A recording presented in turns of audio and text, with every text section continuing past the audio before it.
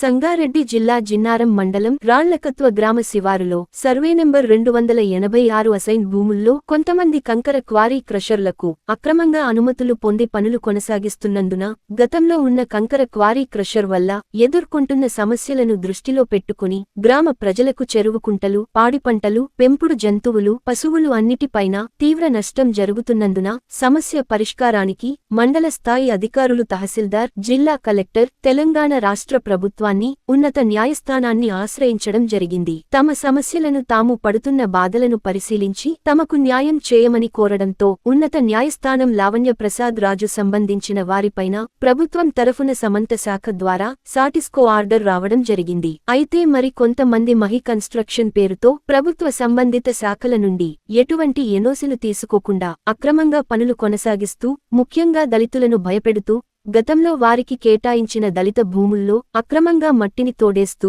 Pressure నిర్మాణ పనులు కొనసాగిస్తున్నందున జిన్నారం మండల తహసీల్దారుని కలిసి దళితుల సమస్యలను వివరించడం జరిగింది. అదేవిధంగా ఎస్ఐ సిఐకి దళిత రైతులు గ్రామ ప్రజలు దళిత సంఘాల నాయకులు కలిసి వినతిపత్రం ఇవ్వడం జరిగింది. ఈ కార్యక్రమంలో దళితరత్న డాక్టర్ ఈర్పుల శ్రీనివాస్, మహేష్ ఎస్సీఆర్పీఎస్, పటాన్ చెరు తాలూకా కన్వీనర్, రాళ్లకత్వ గ్రామ దళితులు, గ్రామ ప్రజలు, పాలకత్తా యువజన నాయకులు, గ్రామస్తులు పాల్గొన్నారు. శ్రేయస్సును కోరుకోవాల్సింది పోయి ప్రజల శ్రేయస్సును మరిచి మరి కొంతమంది కంపెనీలు పెట్టుకోవడానికి క్రషర్స్ పెట్టుకోవడం వాళ్ళ కొమ్ముగాయడం నిజంగా బాధాకరం. ఈ దేశంలో కానీ రాష్ట్రంలో కానీ బడుగు బలహీన వర్గాల హక్కుల కోసం కానీ మరి భారత రాజ్యాంగం ఉన్నటువంటి హక్కుల్ని మరిచి మరి దళితుల యొక్క నోట్ల మన్నుగొట్టే విధంగా వారికి ఉన్నటువంటి ఆర్థిక సామాజిక పరిస్థితిని అణచివేసే విధంగా మరి వాళ్ళకి ఇచ్చినటువంటి అసైన్ ల్యాండ్లని మరి గుంజుకొని వాళ్ళ నోట్ల మన్నుగొట్టే ప్రయత్నం చేస్తుంది. మరి దళితులకు ఉన్నటువంటి అరకొరైనటువంటి భూములు ఏవైతున్నాయో వాటిని గుంజుకుంటే వాళ్ళ పరిస్థితి ఏం కావాలని చెప్పి ఇలా ప్రభుత్వాలని రాష్ట్ర కేంద్ర ప్రభుత్వం ప్రశ్నిస్తున్నా.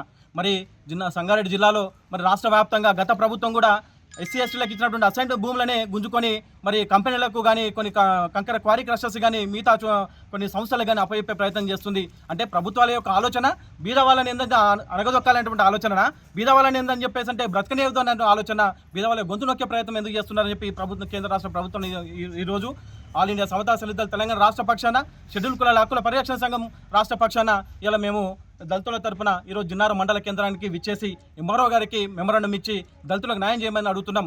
అనేక సంవత్సరాలుగా దళితులను రకరకాల అణిచివేస్తుంటే వాళ్ళ పరిస్థితి ఏం కావాలి? ఈ దేశంలోనూ దళితులకు చట్టాలు ఉన్నప్పుడు కూడా ఎందుకు ఇంప్లిమెంట్ చేయట్లేదు? వాళ్ళకు ఉన్నటువంటి ఆర్థిక సామాజిక పరిస్థితులు ఎందుకు అణిచివేసే ప్రయత్నం చేస్తున్నారని చెప్పి మరోసారి ప్రభుత్వాన్ని మేము అడుగుతున్నాం. మరి రాళ్లకత్వ గ్రామంలో ఆ కంకర ప్రాజెక్ట్ క్రషర్స్కి మరి అనుమతులు ఎట్లా ఇస్తారు? ఆ గ్రామం దగ్గర ఉంది. ఆ గ్రామం దగ్గర ఉన్నప్పుడు కూడా మరి ఆ గ్రామ ప్రజల యొక్క శ్రేయస్సును ఆలోచన చేయాల్సిన అవసరం ఉంది కదా. ప్రభుత్వాలు ప్రజల యొక్క శ్రేయస్సు అవసరం లేదా? మరి కంకర క్వారీ క్రషర్స్కి వాళ్ళ ప్రభుత్వాలు ఎందుకు అనుమతించేది? వాళ్ళ శ్రేయస్సు మీరు కోరుకునేదని చెప్పి ఈ సందర్భం మేము అడుగుతున్నాం. మరి గ్రామ ప్రజలు ఆ బ్లాస్టింగ్లతోటి ఆ శబ్దంతో ఇల్లు కూలిపోయే ప్రమాదం ఉంది. మొత్తము బీటలు వారుతున్నాయి, వాళ్ళకు గుండెపోటు వస్తుంది. ఆ తర్వాత ఆ డస్ట్ తోటి ఏందని చెప్పి అనేక వ్యాధులు వస్తున్నాయి. గర్భిణీ స్త్రీలకు కూడా ఇబ్బంది అవుతుంది. ఇటువంటి అనేకమైనటువంటి ఇబ్బందులకు రాష్ట్రంలో చూస్తే మరి అడవి దగ్గరనే ఆనుకొని ఉంది, గ్రామం దగ్గరనే ఉంది, అనేక రకాలైన పక్షులకు కూడా ఆటంకం జరుగుతుంది. ఇవన్నీ చూడకుండా ప్రభుత్వ శాఖలు ఏ విధంగా ఎన్ఓసీలు ఇస్తారు, ఏ విధంగా అనుమతులు ఇస్తారని చెప్పి ఈ సందర్భం క్వశ్చన్ చేస్తున్నాం. మరి ప్రజల శ్రేయస్సు అవసరం లేదా? ప్రభుత్వాలకు మరోసారిగా అడుగుతున్నాం.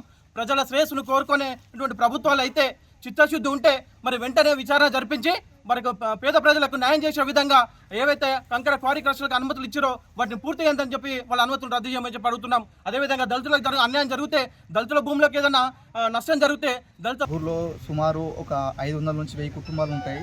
అందులో దళితులు ఇంచుమించు ఒక 40 నుంచి 50 కుటుంబాలు ఉంటాయి. సో 286 సర్వే నంబర్లో సుమారు 162 మంది పట్టాదారులకు 300 ఎకరాల చిల్లర ఇచ్చారు. అందులో దళితులు ఉన్నటువంటి 40 మందికి 40 కుటుంబాలకి ల్యాండ్ అలకేట్ చేశారు 1984లో.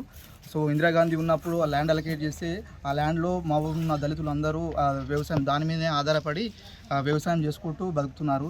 ఇప్పుడు సడన్గా వాళ్ళు ఒక క్రెషర్ వాళ్ళు వచ్చేసి ఒకటి my construction and Vega construction, Lavanya Prasad Raju and Paramesh Singh ఇలాంటి ఒక 5-6 క్రెషర్ వాళ్ళు వచ్చి ఈ ల్యాండ్ మాది ఇలా అని చెప్పి ఉన్న దళితులు 1984 ఇచ్చిన ఇందిరాగాంధీ నుంచి వచ్చిన సర్టిఫికేట్లు కాదని చెప్పి ఇప్పుడు వచ్చిన వాళ్ళకి ల్యాండ్ అలొకేట్ చేసి వాళ్ళు ఇష్టారాజ్యంగా ల్యాండ్లలో గుంతలు తవ్వేసి ఉన్న దళితుల భూములను ఆక్రమించుకుంటున్నారు. ఎవరైనా వెళ్తే వెంబడి వాళ్ళు పోలీసులకు కంప్లైంట్ చేసి వాళ్ళను బెదిరిపిస్తున్నారు. ఏమన్నా అంటే రైతులు పోయి అడిగితే వాళ్ళు